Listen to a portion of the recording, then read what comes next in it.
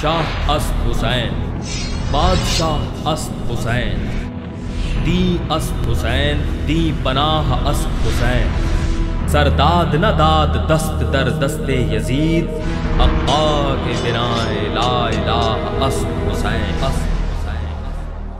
اعوذ باللہ من الشیطان الرجیم، بسم اللہ الرحمن الرحیم۔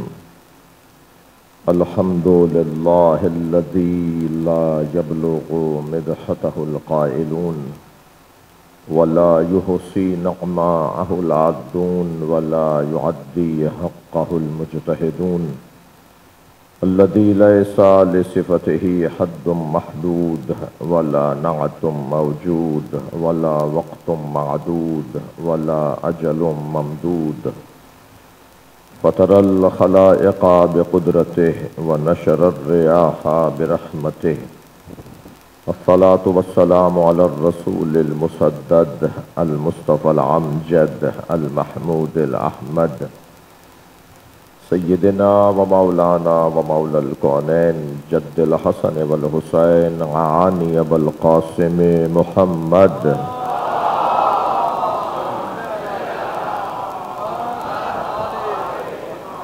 وآله الطيبين الطاهرين المعصومين الذين قال الله إنما يريد الله ليذهب عنكم الرجس أهل البيت ويطهركم تطهيرا، اللهم صل على محمد وعلى محمد، ولعنة الله على أعدائهم أجمعين من يوم عداوتهم إلى قيام يوم الدين، أما بعد، قال الحكيم في قرآن الكريم، بسم الله الرحمن الرحيم، يا أيها الذين آمنوا لا تقدموا بين يدي الله ورسوله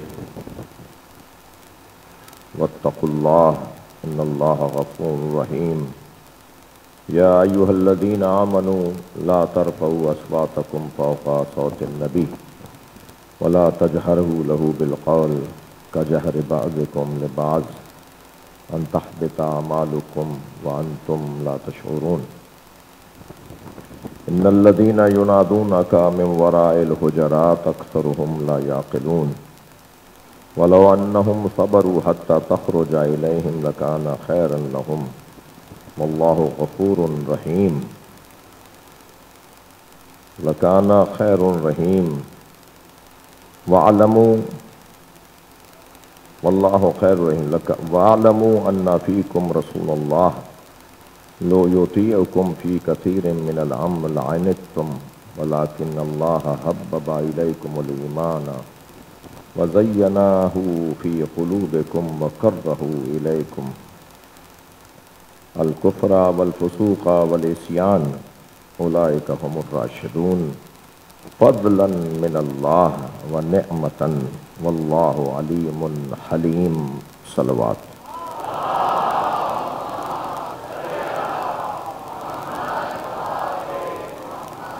سورہ مبارکہ حجرات، پروردگار عالم اپنے اس کلام میں عظمت مصطفیٰ، ادب مصطفیٰ، احترام مصطفی کو بیان کر رہا ہے۔ امت پر لازم ہے کہ نبی کا احترام کرے۔ یا ایھا الذین آمنوا کہہ کر اللہ نے بات شروع کی ہے۔ اللہ اور اللہ کے رسول سے آگے نہ بڑھو، تقوی پروردگار اختیار کرو، خبردار اونچی آواز میں نبی سے بات نہ کرو، اور ایسے نہ پکارو جیسے تم ایک دوسرے کو پکارتے ہو۔ اگر ایسا کرو گے تو تمہارے اعمال حبط ہو جائیں گے اور تمہیں پتہ بھی نہیں چلے گا۔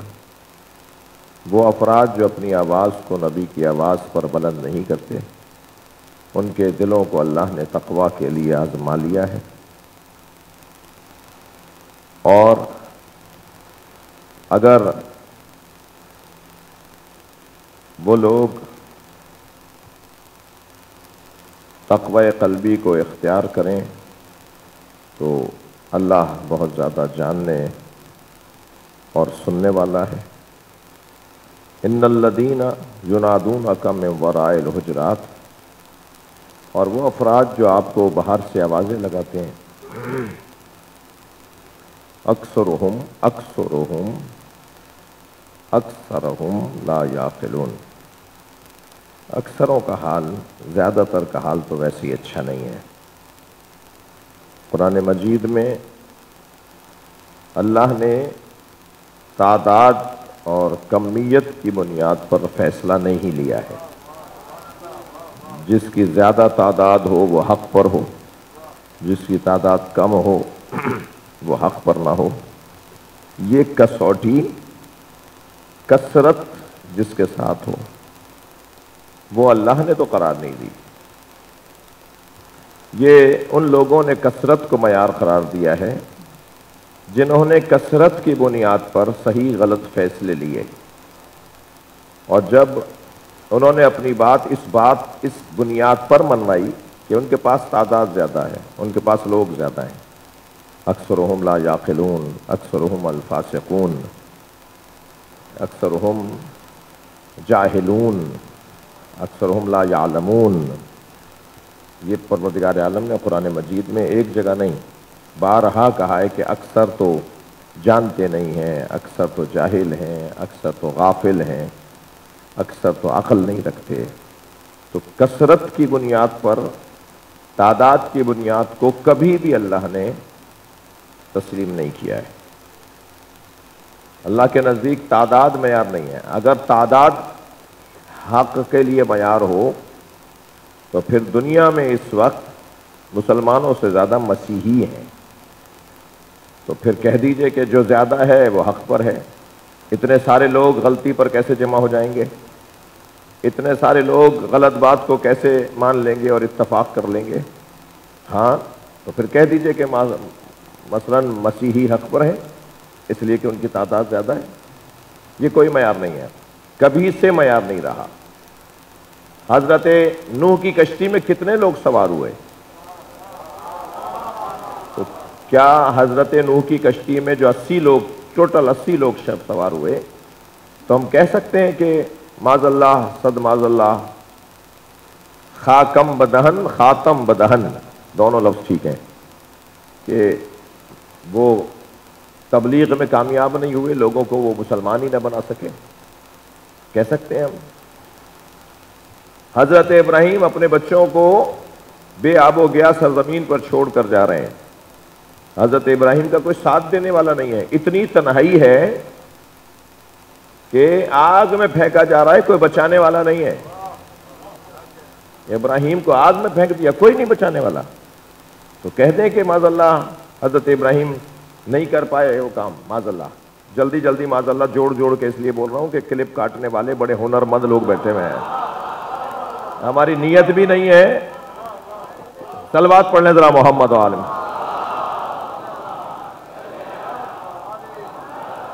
خطرناک ماحول ہوا ہے، اور خاص طور پر آپ کے اس خادم کو تو زیادہ ڈھونڈ رہے ہوتے ہیں کہ کہاں اس نے کیا بول دیا ہے.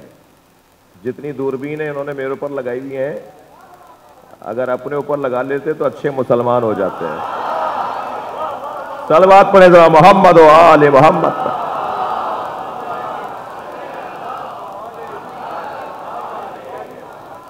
تو یہ کیا کہیں؟ حضرت موسیٰ، حضرت عیسیٰ سولی پہ چڑھا دیا. بھائی انہوں نے تو اپنی دانش میں صلیب پہ چڑھا دیا نا. وہ تو اللہ کا کام ہے کہ اللہ نے نہ وہ مصلوب ہوئے نہ مقتول ہوئے. قرآن کہہ رہا ہے کہ نہ وہ مصلوب ہے نہ وہ مقتول ہے، نہ وہ صلیب پہ چڑھے ہیں اور نہ ہی ان کو قتل کیا گیا ہے. وہ غیبت میں گئے ہیں. حضرت عیسیٰ اس وقت پردہ غیبت میں ہیں، امام مہدی کی طرح. اور حضرت الیاس، حضرت ادریس، حضرت خضر، حضرت عیسیٰ اور امام مہدی، اللہ کی یہ 5 حجتیں غیبت میں ہیں. 4 نبی ہیں اور 1 امام ہے. اور جب یہ آئیں گے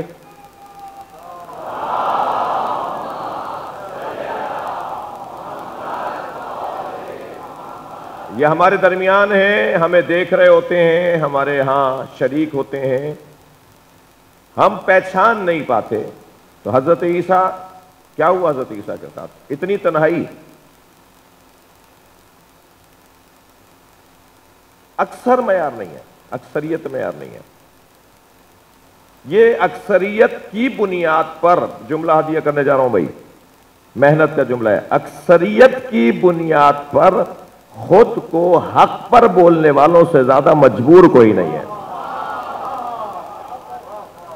دلیل ہے نہیں، بات کرنے کو ہے نہیں، عقلی باتیں ہیں نہیں، قرآن حدیث سے استدلال ہے نہیں، کہتے ہیں ہم زیادہ ہیں، ہم زیادہ ہیں۔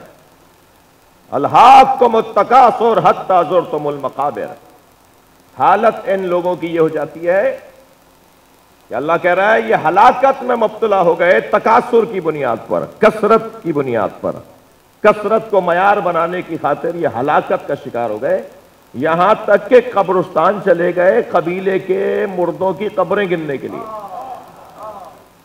یہ پھر یہ کرنے لگتے ہیں کہ دیکھو ہمارے لوگ زیادہ ہیں، کتنے لوگ ہیں؟ کہا 25 لوگ ہمارے فلاں ہیں اور 25 لوگ ہمارے قبرستان میں۔ ہاں ہاں یہ قرآن ہے، سورہ تکاثر، اور چلے گئے قبرستان میں گن رہے ہیں، ایک دوسرے سے مقابلہ ہو رہا ہے، ہمارے کتنے ہیں تمہارے کتنے ہیں۔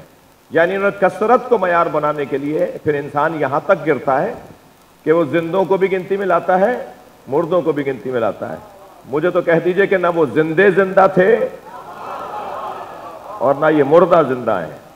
کثرت معیار نہیں ہے، دلیل معیار ہے، حق ہونا معیار ہے۔ حق اگر تنہا بھی ہو تو لاکھوں پہ غالب ہوتا ہے، اصل معیار حق پر ہونا ہے۔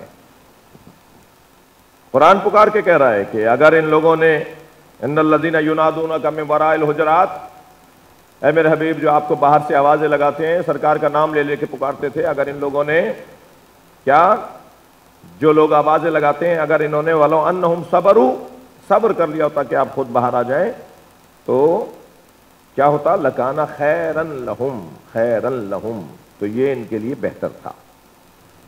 اس کے بعد والی آیت جو ہے جو آج میں نے تلاوت کی ہے، وَاعْلَمُوا أَنَّ فِيكُمْ رَسُولَ اللَّهِ، جان لو، آمادہ ہیں، جان لو کہ رسول اللہ تمہارے درمیان ہیں۔ کیا حسین آیت کا ابتدائی جملہ ہے، رسول اللہ تمہارے درمیان ہیں، ہم نبی کی حیات کے قائل ہیں۔ الحیات حیاتی کل مماتی، مماتی کل حیاتی، میرا دنیا سے جانا اور میرا دنیا میں رہنا ایک جیسا ہے۔ میں مرنے کے بعد بھی تمہیں ایسے ہی دیکھ رہا ہوں جیسے اپنی زندگی میں تمہیں دیکھ رہا ہوں۔ ہم نبی مکرم کی حیات کے قائل ہیں، سرکار ہمارے درمیان موجود ہیں۔ قرآن کہہ رہا ہے وَاعْلَمُوا أَنَّ فِيكُمْ رَسُولَ اللَّهِ، اس کا یہ ایک معنی جو میں اس وقت لے رہا ہوں، یہ معنی مفسروں نے لیا ہے، اہل عرفان نے لیا ہے، مطالعہ کرنے کے بعد بیٹھ رہا ہوں۔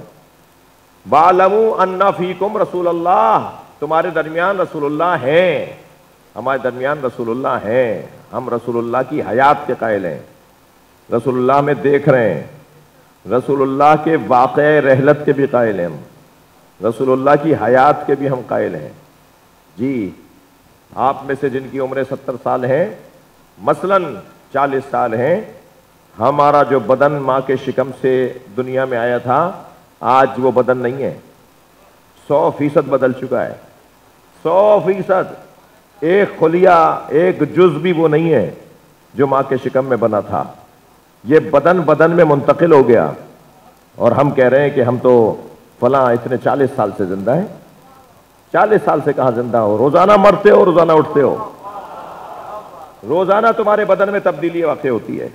ہم اتنی مدت گزرنے کے بعد شاید سینکڑوں مرتبہ ہمارا بدن تبدیل ہوا ہے، تو ہم اس زندگی کے اندر جو ہمیں نظر نہیں آ رہا بدن کی تبدیلی سائنسی اعتبار سے ماننے کو تیار ہیں، تو پھر قبر میں جانے کے بعد بھی بدن تبدیل ہو رہا ہے، مر نہیں رہے ہم، فنا نہیں ہو رہے ہم، ہمارا بدن ایک اور بدن میں تبدیل ہو رہا ہے، ہمارا بدن ایک اور شکل پا رہا ہے۔ اگر اس کو سائنسی اعتبار سے کہیں تو ایسے کہیں گے جیسے میں کہہ رہا ہوں، اور اگر مجلسی مزاج میں کہیں تو ایسے کہیں گے کہ امام جتنے ہیں ایک نور سے ہے سب کا خمیر، ہے ان میں سبھی محمد صغیر ہو کے کبیر، خیال ہے کہ نظر بندی مصور نے الٹ پلٹ کر دکھائی نہ ہو وہی تصویر۔ सलावत पढ़े मोहम्मद व आले मोहम्मद पर।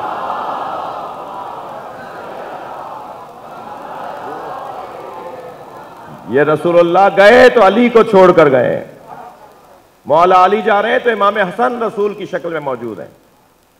यानी सरकार की हकीकत यानी मोहम्मदी हकीकत, रिसालत और नबूवत की बात नहीं कर रहा, मोहम्मदी हकीकत, नूरानी हकीकत, अव्वलोना आखिरोना औसतोना कुल्लोना मोहम्मद का मफहूम, ये सब हमारे दरमियान मौजूद है। और आज भी इमाम हमें देख रहे हैं, वालमू अन्ना फीकुम रसूलुल्लाह, जान लो तुम्हारे दरमियान रसूलुल्लाह हैं। अभी अगर मुझे मालूम हो जाए कि मेंबर के पीछे कुर्सी लगाई जा रही है, आयतुल्लाह खामनाई आके बैठेंगे, मेंबर के पीछे कुर्सी लगाई जा रही है, आयतुल्लाह सिस्तानी आके बैठेंगे, तो खुद उनका मजलिस में आके बैठ जाना इस मजलिस की संगीनी में इजाफा होगा या नहीं?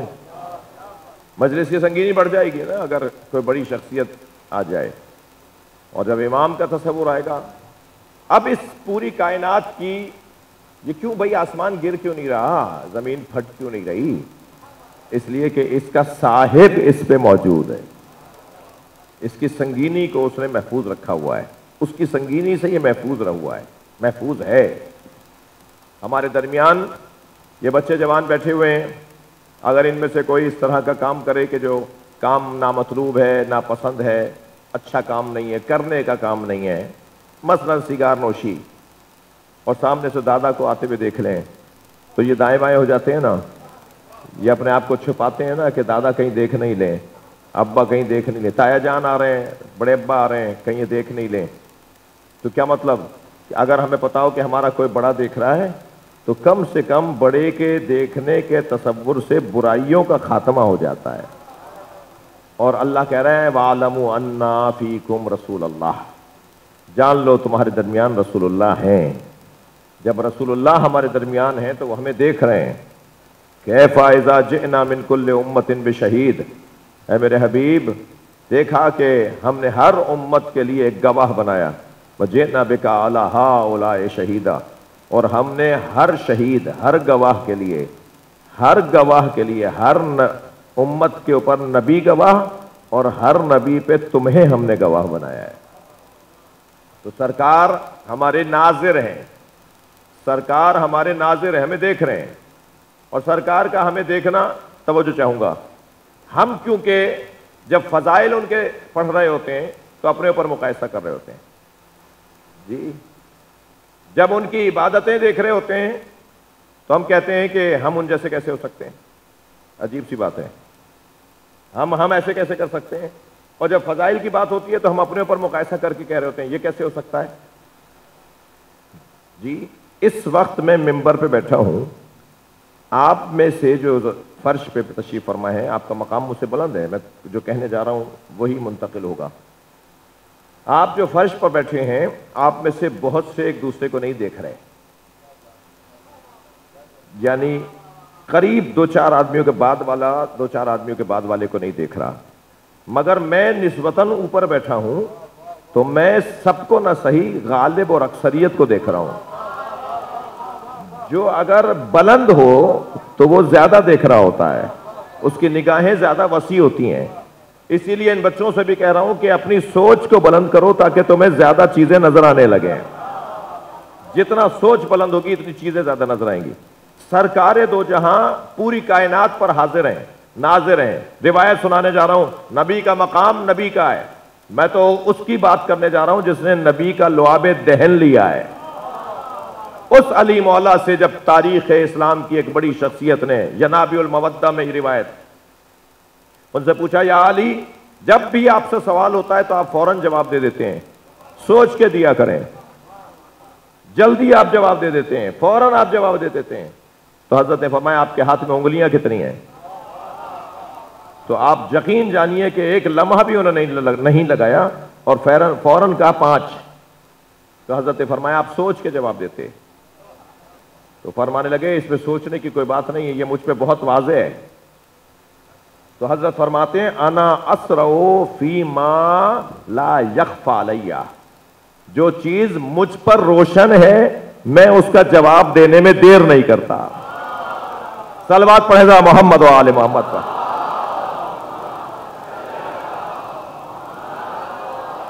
اب میں ذرا تشریحی لہجے میں جملہ کہوں. جب ان سے کہا نا آپ کے ہاتھ میں انگلیاں کتنی ہیں؟ انہوں نے کہا جی 5. حضرت نے فرمایا سوچ کے جواب دیتے. تو انہوں نے کہا اس میں سوچنے کی ضرورت نہیں ہے. تو حضرت گویا یہ فرما رہے ہیں جیسے یہ تمہارے لیے 5 انگلیاں ہیں، علی کے لیے کائنات ایسے ہی روشن ہے.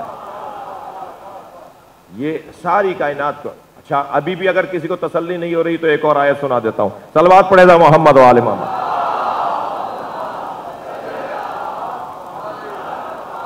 بھائی میرے بہت ہی محبت کرم فرما محبت کرنے والے سال ہائے سال سے مجھ سے ان کا تعلق جناب جنیدی صاحب، پچھلے دنوں ان کا انتقال ہوا. ان کے فرزند مجلس میں تشریف فرمائے ہیں. اہل سنت خانوادہ بھرپور مولا علی سے محبت، عاشق اہل بیت. کتاب بھی انہوں نے، میں تو پنجتن کا غلام ہوں، کتاب بھی انہوں نے پنجتن کی شان میں لکھی. مرحوم مغفور نور الدین جنیدی، سید نور الدین جنیدی کی مغفرت کے لیے بلندتر صلوات کریں. اللہم صل علی. ایک اور آیت سنا دوں. کذالک نوری ابراہیم ملکوت السماوات والارض لیکون من الموقنین. ہم نے ابراہیم کو آسمانوں میں جو کچھ ہے وہ دکھایا، زمینوں میں جو کچھ ہے وہ دکھایا، اور یہ سب کچھ اس لیے دکھایا تاکہ ابراہیم یقین کرنے والوں میں شمار ہو، ابراہیم کا یقین بڑھ جائے.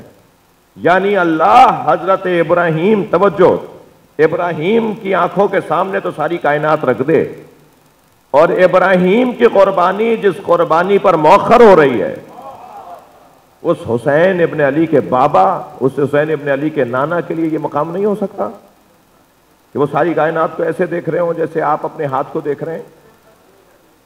لہذا وہ ساری کائنات کو دیکھنے والے ہیں ان کے لیے. اور مولا فرماتے ہیں لو کشف الغطاء لمزددت یقینا. اگر علی کی آنکھوں کے سامنے سے حجاب ہٹا دیے جائیں تو علی کے یقین میں اضافہ نہیں ہوگا. میرے لیے کوئی حجاب ہی نہیں ہے. تمہارے لیے جو دیوار ہے میرے لیے وہ دیوار نہیں ہے، تمہارے لیے جو پردہ ہے میرے لیے وہ پردہ نہیں ہے. میں پردے کے اس طرف بھی ایسے ہی دیکھتا ہوں جیسے تم پردے کے اس طرف دیکھتے ہو. سرکار فرماتے ہیں جیسے میں آگے دیکھتا ہوں ایسے میں پیچھے دیکھتا ہوں. سرکار نماز جماعت پڑھا رہے ہیں، اصحاب نے نماز کے بعد نبی سے مصافحہ کیا تو ایک صحابی کا ہاتھ مصافحہ کرتے ہوئے فرمایا تم نے چوتھی صف میں فلاں تمہارے برابر میں کھڑا تھا، تم نے نماز کے بعد اس سے یہ جملہ کہا جو نہیں کہنے کا تھا. کہا یا رسول اللہ آپ کو کیسے پتا چلا؟ فرمایا جیسے میں آگے دیکھتا ہوں ایسے پیچھے دیکھتا ہوں، میرے لیے مخفی نہیں ہے. تو جس کے لیے یہ مخفی نہیں ہے اس کو اللہ کہہ رہا ہے ان وَعْلَمُوا أَنَّا فِيكُمْ رسول اللہ، رسول اللہ تمہارے درمیان ہے. لہٰذا ہمیں، وہ میں نے کل ایک بات کی تھی کہ 2 جوان لڑ رہے تھے، اس نے کہا جی باہر جا کے بتاتا ہوں. باہر کیا کیا جا کے بتاؤ گے؟ باہر بھی تو رسول اللہ دیکھ رہے ہیں، باہر بھی تو مولا علی دیکھ رہے ہیں. امام بارگاہ میں لڑ نہیں رہے ہو، باہر جا کے بس جواب دوں گا، کیا مطلب ہے؟ باہر بھی تو رسول اللہ دیکھ رہے ہیں. لہٰذا ہمیں ہر وہ کام کہ جس کو انجام دینا نبی کی خاطر مبارک کو اذیت پہنچائے، تکلیف پہنچائے، وہ کام انجام نہیں دینا. سورہ مبارکہ حجرات. آگے بات بڑھے گی کہ ہمارے درمیان رسول اللہ ہیں اور ہمیں رسول اللہ دیکھ رہے ہیں. آپ ہمارے سلام کا جواب دیتے ہیں، اگر ہمیں جواب سلام نہ آ رہا ہو تو یہ ہمارے کان کا نقص ہے، کمزوری ہے کہ ہمیں آواز نہیں آ رہی. چیونٹی نے حضرت سلیمان کی آواز سن لی تھی، اور کمال اس نبی پر کمال اس نبی کا ہے جنہوں نے چیونٹی کی آواز سن لی تھی. جب آپس میں کہنے لگی نا کہ چلو بلوں میں چلو، سلمان اور ان کا لشکر آ رہا ہے، سلیمان اور ان کا لشکر آ رہا ہے، وہ تمہیں کچل ڈالے گا. تو یہ بات حضرت سلیمان نے سن لی تھی. اسے پکڑ کر اپنی ہتھیلی پہ رکھا پہلے تو پوچھا کیسا لگ رہا ہے؟ کہنے لگی کائنات میں مجھ سے کوئی افضل نہیں ہے۔ کہا کیسے تم سے افضل نہیں ہے؟ کہا میں نبی کے ہاتھوں پہ سوار ہوں، نبی کے ہاتھوں پر آ گئی ہوں، مجھ سے افضل کوئی نہیں ہے۔ یہ گھوڑا، یہ اور جانور، سانپ، بچھو، بہت سارے جانور بہت سی زیادہ حصے رکھتے ہیں، بہت ساری باتیں سن لیتے ہیں، ہم سے زیادہ سن لیتے ہیں، تو کیا وہ ہم سے افضل ہو گئے؟ یہ کیا بات ہوئی؟ کمال یہ ہے عزیزان گرامی کہ مجھے یقین ہو کہ رسول اللہ میری آواز کو سن رہے ہیں۔ میں اگر نہیں سن رہا تو یہ میرا عیب ہے۔ اور آپ زیارت امام رضا میں پڑھتے ہیں اشہد انک تشہد مقامی وتسمع کلامی وترد سلامی، میں گواہی دیتا ہوں کہ مولا رضا آپ میرے اس کھڑے ہونے کو دیکھ رہے ہیں، آپ میرے سلام کا جواب دے رہے ہیں، آپ مجھے سن رہے ہیں، تسمع کلامی، جو میں آپ سے باتیں کر رہا ہوں آپ مجھ سے سن رہے ہیں۔ یہ جو عقیدہ میں اپنے جوانوں کے ذہن میں ہے آپ کا، اس کو اور مضبوط کر رہا ہوں، وہ یہ ہے کہ ہم جس دروازے پر بیٹھے ہیں وہ ہمیں دیکھ رہے ہیں، وہ ہمیں سن رہے ہیں۔ مثالیں میں نے دے دی کہ بہت ساری چیزیں، بہت ساری مخلوقات سنتی ہے، بہت ساری باتیں ہم نہیں سن پاتے، بہت ساری مخلوقات سن لیتی ہے، تو ہمارا نہ سننا اس کے نہ بولنے کی دلیل نہیں ہے، ہم نہیں سن پا رہے۔ اور بعض لوگوں کو تو یہ اللہ کا کرم ہے کہ اچھا ہی ہے کہ نہیں سن رہے، اس لیے کہ اس کے لیے بھی اہلیت چاہیے، قابلیت چاہیے۔ بات مکمل ہوئی سورہ حجرات، وَاعْلَمُوا أَنَّا فِيكُمْ رسول اللہ، رسول اللہ ہمارے درمیان ہیں محمد رسول اللہ، محمد اللہ کے رسول ہیں، ان کی نبوت جاری ہے۔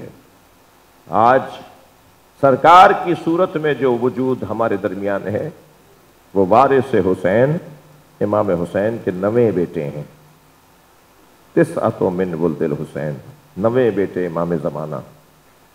عزیزو، جب ہمارے درمیان امام ہیں، جب رسول اللہ ہمارے درمیان ہیں، جب اہل بیت ہمیں دیکھ رہے ہیں، تو ہمیں تو انہیں خوش کرنا ہے نا۔ اگر 2 شخصیات بیٹھی ہوں، ایک بزرگ شخصیت اور ایک ان سے قابل مقایسہ جو نہیں ہے وہ بیٹھی ہو، تو آپ آگے بڑھ کے پہلے کس سے بات کریں گے؟ ساری توجہ آپ کی کس پہ ہوگی؟ اس پہ جو بڑی شخصیت ہے۔ ہمارے درمیان امام ہیں تو پھر ہمیں نہ فلاں کو راضی کرنا ہے، نہ فلاں کی چاپلوسی کرنی ہے، نہ فلاں کے بنیاد پر فیصلے تبدیل کرنے ہیں، ہمیں تو سارا ہماری مطمع نظر امام زمانہ ہے۔ ایک اور جملہ کہنا چاہوں گا، ممکن ہے کل سے شدید بارشیں ہوں جی، مگر جہاد تو یہی ہے کہ حالات کیسے بھی ہوں گھروں میں بیٹھنا نہیں ہے۔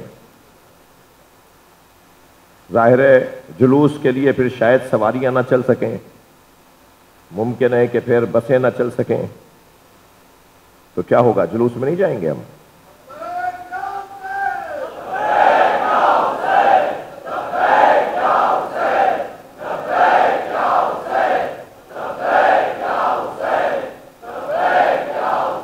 بلند تر صلوات پڑھیں گے مگر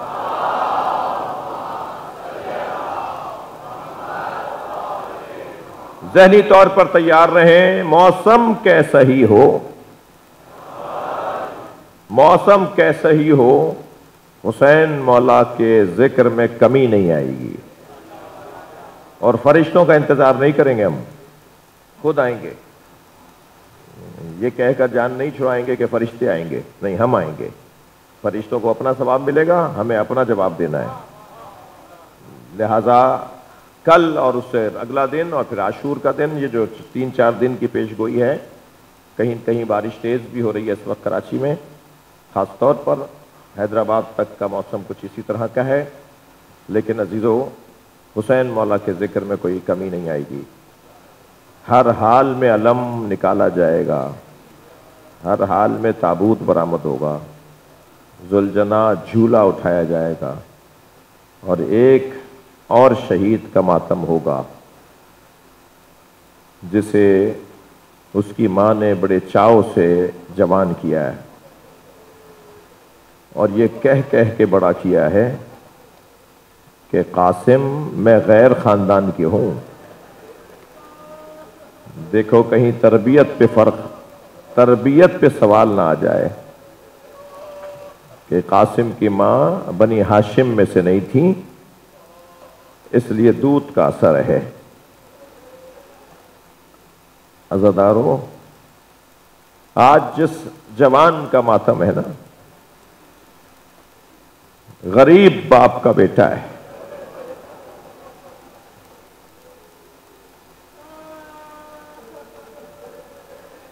تنہا امام، دونوں نبی کے بیٹے ہیں نا. بڑا تو پھر بڑا ہوتا ہے، مگر امام حسین کے مزار پر سونے چاندی کے دروازے، امام حسین کی زرع سفید اور پیلے سونے سے بنی ہوئی زرع، وائٹ گولڈ بہت لگا ہوا ہے اس دفعہ کی جو زرع ہے امام حسین کی. لاکھوں ڈالر کے فانوس، سونے کے دروازے، مہنگے قالین.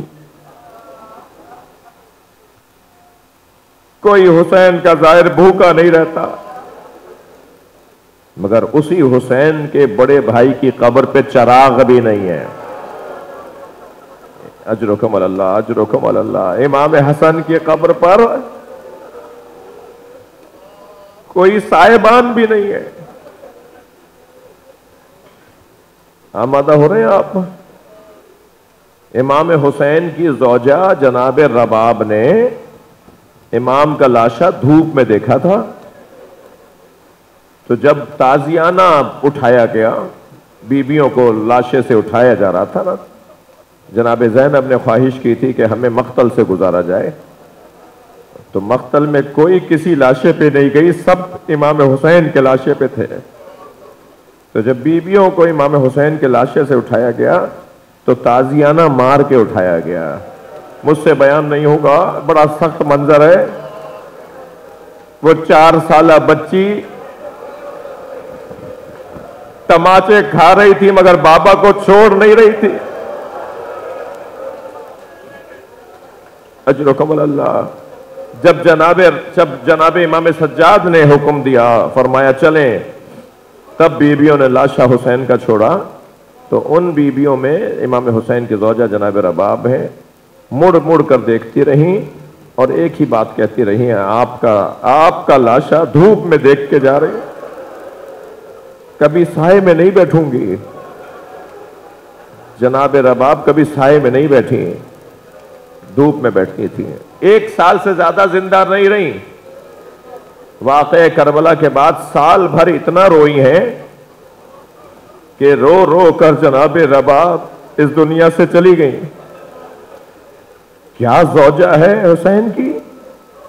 اور امام حسن کی غربت دیکھیے کہ زوجہ ہی زہر دے رہی ہے. امام حسین کی زوجہ نے خود کو قربان کر دیا امام حسین پر، اور امام حسن کی زوجہ جودہ بنت اشد زہر دے رہی ہے. رونے آئے نا آپ. جب امام حسن کو اس نے زہر دیا تو امام روزے سے تھے، افطار کروایا ہے زہر سے. امام نے، مشیت الہی ہے، اللہ جب کہتا ہے کہ اب شہادت قبول کرو تو یہ شہادت قبول کرتے ہیں. جب اللہ کہتا ہے کہ اس میں زہر ہے بچو، یہ بچتے ہیں. جب اللہ کہتا ہے، فلسفہ میں نے 2 جملوں میں کوشش کی ہے بتانے کی کہ امام کو پتا تھا زہر ہے تو کیوں لے لیا.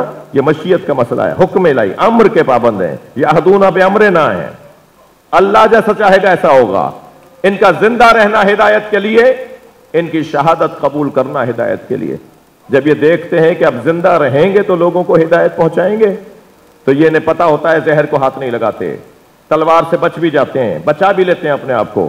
لیکن جب انہیں کہا جاتا ہے کہ اب تمہاری شہادت سے لوگوں کو ہدایت ملے گی، تو یہ پابند مشیت یا اللہ کے حکم کے مطابق اس مرحلے سے گزر جاتے ہیں. جب ایک گھونٹ لیا نا امام حسن نے، تو وہ ظرف، جو شربت جس میں زہر تھا، وہ واپس رکھا. تو جودہ بنت اشد کہنے لگی اور لیجئے. امام نے فرمایا تیری مراد اس ایک گھونٹ سے پوری ہو جائے گی. जिगर के टुकड़े कट कट के बाहर आए। अजरुकम अल्लाह, अजरुकम अल्लाह। इमाम हसन की विलादत माह रमज़ान में है। सब चाहने वाले रोज़ों में और कुरान की तिलावत में मसरूफ़ होते हैं। वाजिबी सी महफिल होती है इमाम हसन की, वाजिबी सी महफिल होती है। कोई ख़ास एहतमाम नहीं कर पाते हम इमाम हसन की, जैसे 3 शाबान की महफिल होती है ऐसी तो नहीं होती है ना। इमाम हसन की गुर्बत देखिए। इमाम हसन मुज्तबा अजरुकम अल्लाह, इमाम हसन मुज्तबा के 3 बेटे करबला में हैं। एक हजरत हसन मुसन्ना जो हजरत अब्दुल्ला शाह गाजी के दादा हैं, जिनसे इमाम हसन की नस्ल चली है। एक अब्दुल्ला इब्न हसन जो 10 साल के हैं। एक कासिम इब्न हसन जो 13 साल के हैं। जब इमाम हसन की शहादत हुई तो हजरत अब्दुल्ला इब्न हसन 1 साल के थे और जनाब कासिम 3 साल के थे। यानी इमाम हसन के सबसे छोटे बेटे करबला में अब्दुल्ला इब्न हसन है।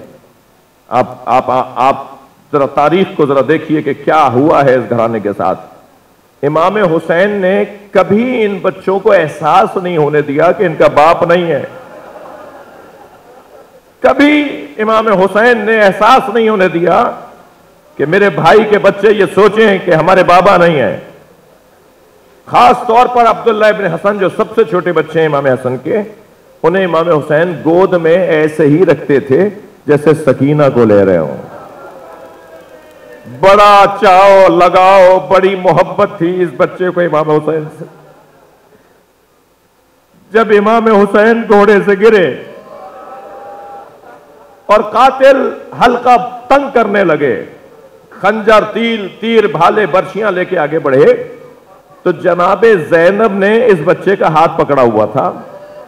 कौन? हजरत अब्दुल्ला इब्न हसन का, हजरत कासिम के छोटे भाई का हाथ पकड़ा हुआ था और हल्का तंग हो रहा था। तो ये बच्चा बार बार फूफी से कह रहा था, फूफी चचा के साथ क्या हो रहा है? तो किसी बीबी की आवाज आई, हुसैन को मार रहे हैं।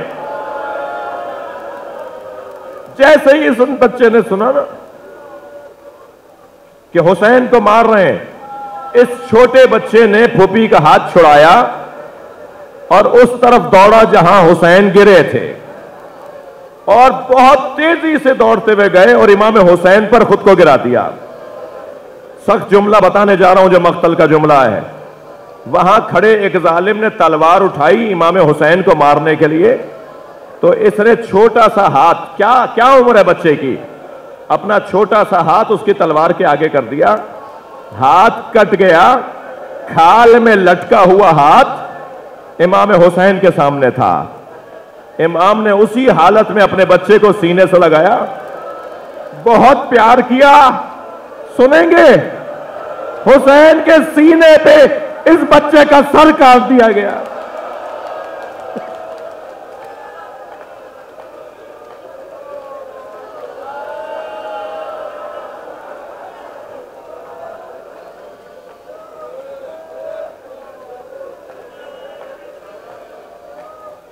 देखिए, बहुत जरूरी नहीं होता कि तवील मसाइब पढ़े जाएं। ये जो मैंने अभी पढ़ा, घंटों रोते रहिए इसी पर। अभी हुसैन जिंदा है, हुसैन के सीने पे नन्हा सा सर रखा हुआ है। ये कौन बच्चा है? ये वो बच्चा है जिसे हुसैन ने पाला है। बाज़ औक़ात रोने के लिए एक जुमला काफी होता है। हरम इमाम हुसैन में एक जाकिर मसाइब पढ़ रहा था, आयतुल्लाह शिराजी साहिब फतवाए तंबाकू।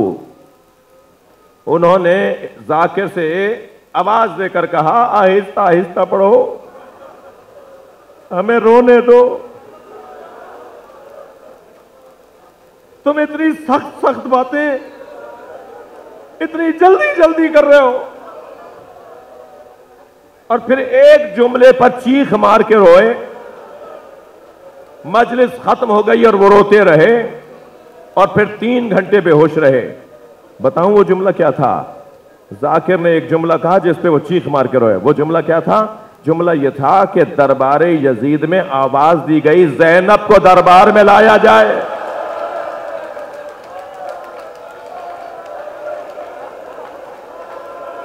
اجرکم اللہ، اجرکم اللہ.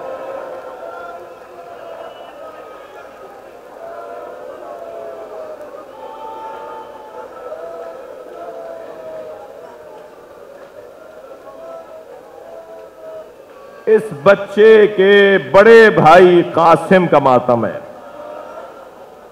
آج آپ ذہنی طور پر منتظر تھے کہ آج اس کا ماتم ہوگا جس کی ماں کی آرزو تھی کہ یہ دولہا بنے،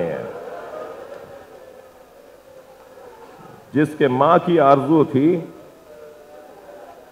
کہ اس کے دلہن کو گھر لے کر آؤں، بتاؤں کہ کیسی بارات چڑھی.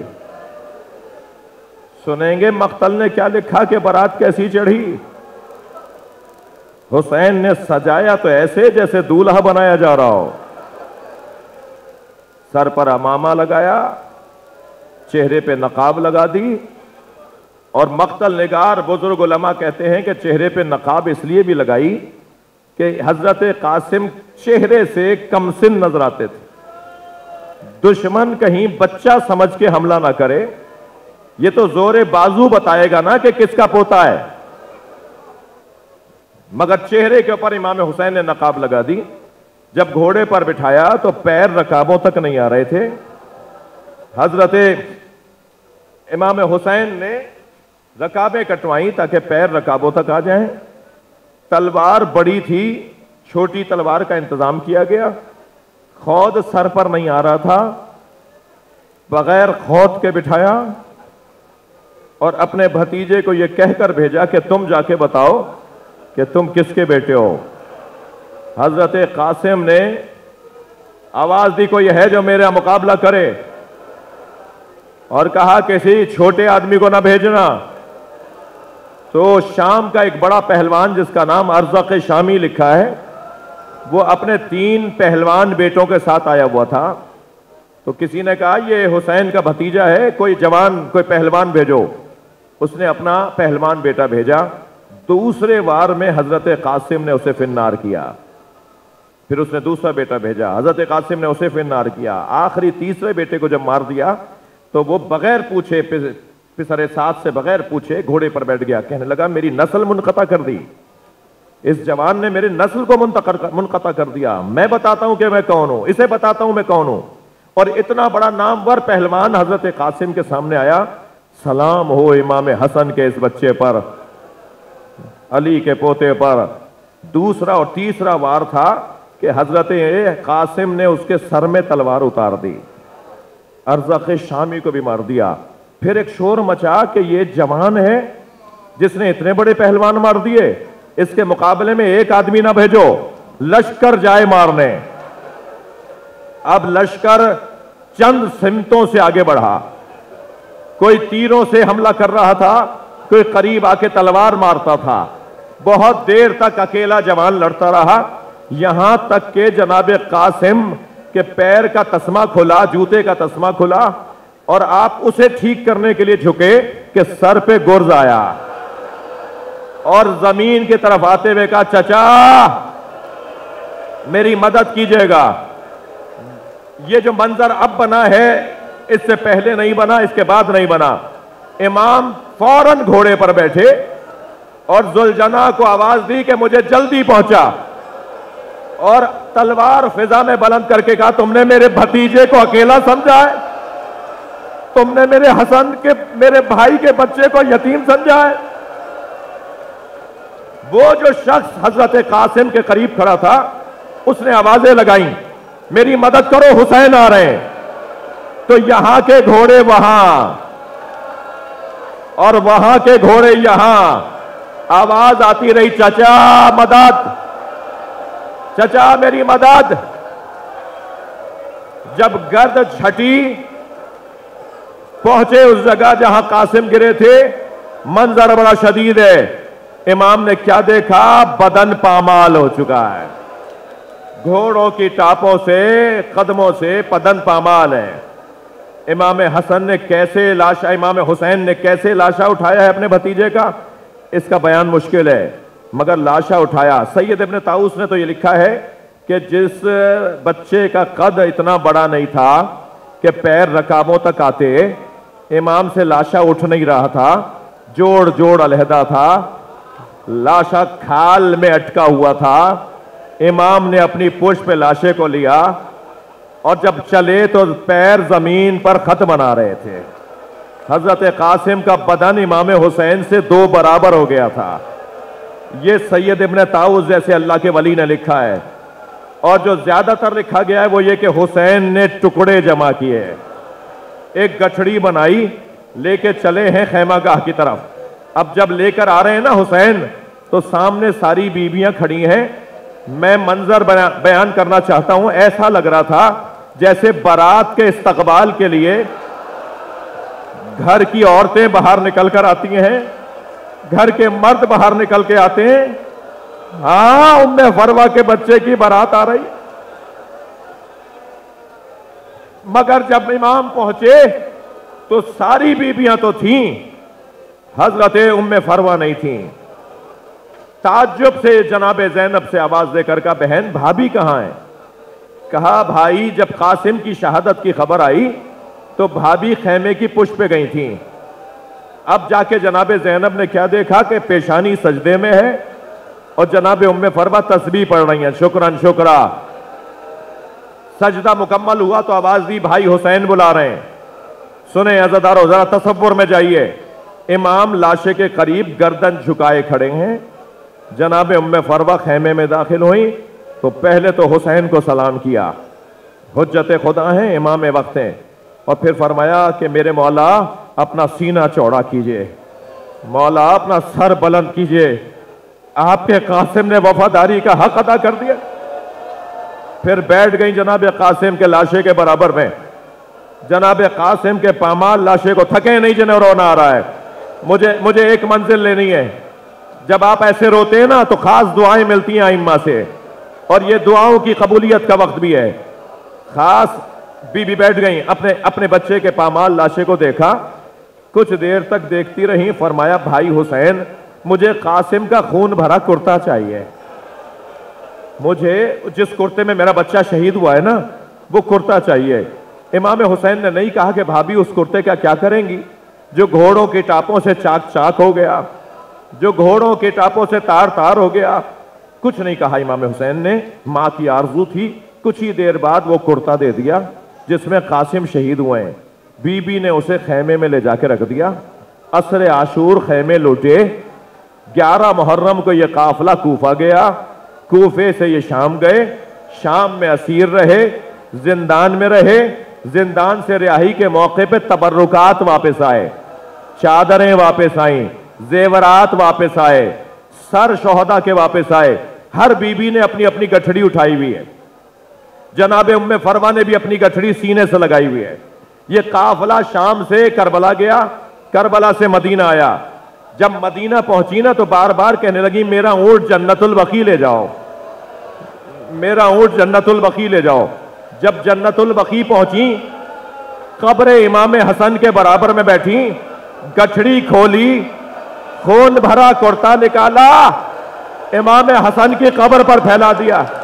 मेरे वाली तुम्हारे बच्चे की निशानी लेकर कासिम ने वफादारी का हक अदा कर दिया। ऐसी कुर्बानी किसी की न थी। या हुसैन। शाह अस्त हुसैन, बादशाह अस्त हुसैन, दी अस्त हुसैन, दी पनाह अस्त हुसैन, सरदाद न दाद दस्त दर दस्ते यजीद, अक्का के बिनाए ला इलाह अस्त हुसैन।